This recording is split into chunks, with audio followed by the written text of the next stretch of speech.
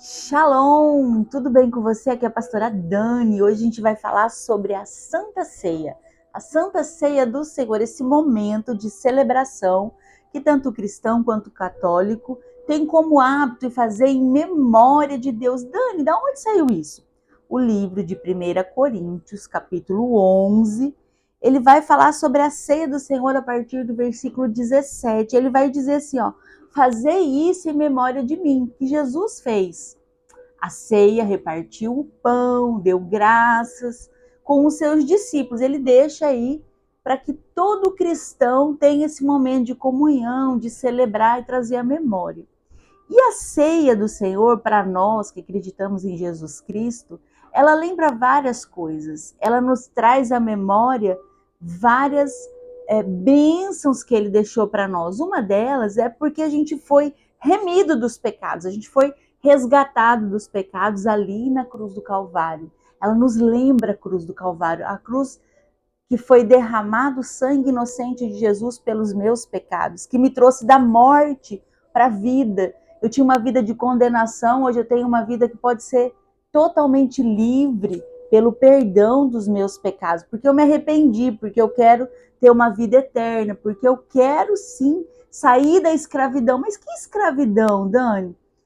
No passado, alguns eram escravos e precisavam da liberdade. Nos dias de hoje, a gente quase não tem em nossos países escravos legítimos como naquela época.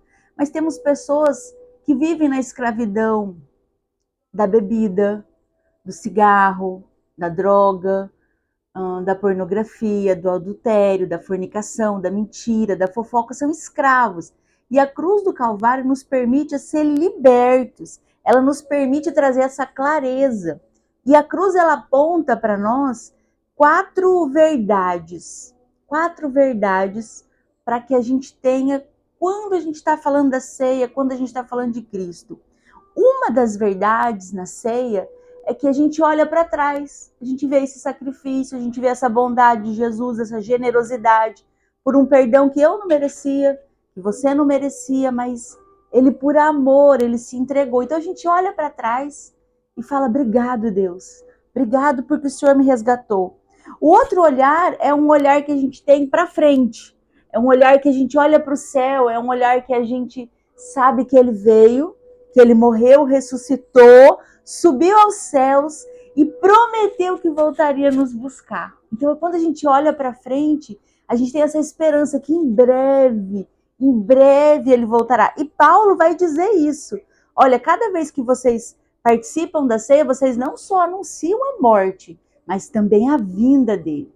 Outro olhar que a cruz nos permite, que eu quero destacar para você, é esse olhar de olhar para dentro. É um olhar que eu olho para mim, é um olhar que eu me deparo comigo, com a minha imagem no espelho. É um olhar que eu me examino, o que eu tenho feito? Eu tenho sido uma cópia de Jesus na Terra? Eu tenho procurado ser melhor a cada dia? E às vezes as pessoas fogem da ceia, porque elas sabem que estão em pecado, que estão cometendo pecado. Então no dia de ir para a igreja, se é o dia da ceia, ela fala: não, eu não vou porque eu estou em pecado. Mas eu quero encorajar você a não fugir da ceia. Eu quero encorajar você a fugir do pecado.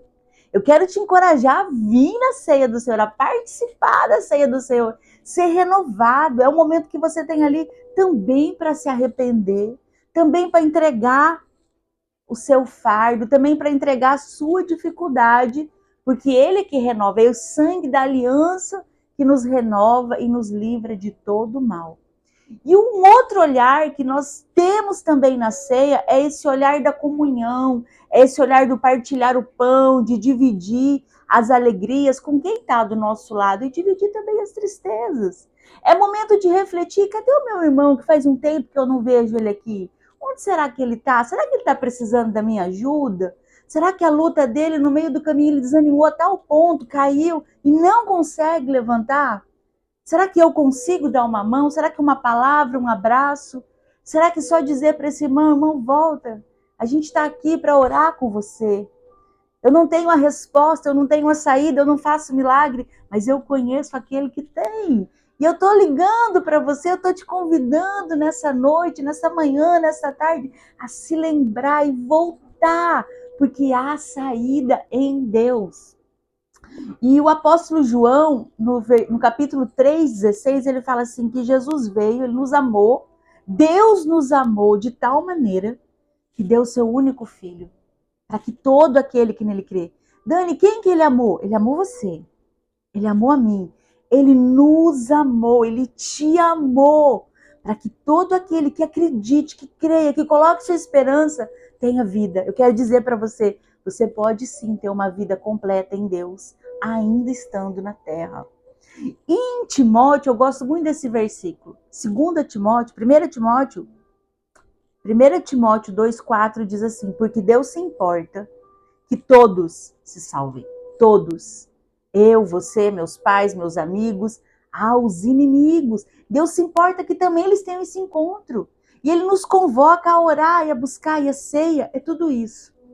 Um pouquinho de tudo isso, é uma celebração.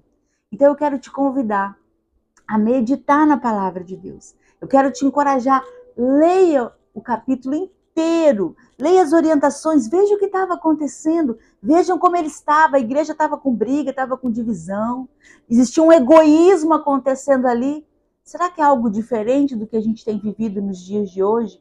Mas eu quero te encorajar a participar da ceia, a ser fortalecido na ceia, a trazer para a ceia a tua dificuldade, as suas misérias, os seus pecados, se arrepender deles e receber de Cristo uma nova vida, para que você tenha vitória não só na terra, mas também a eternidade que te aguarda. Que Deus te abençoe. Shalom.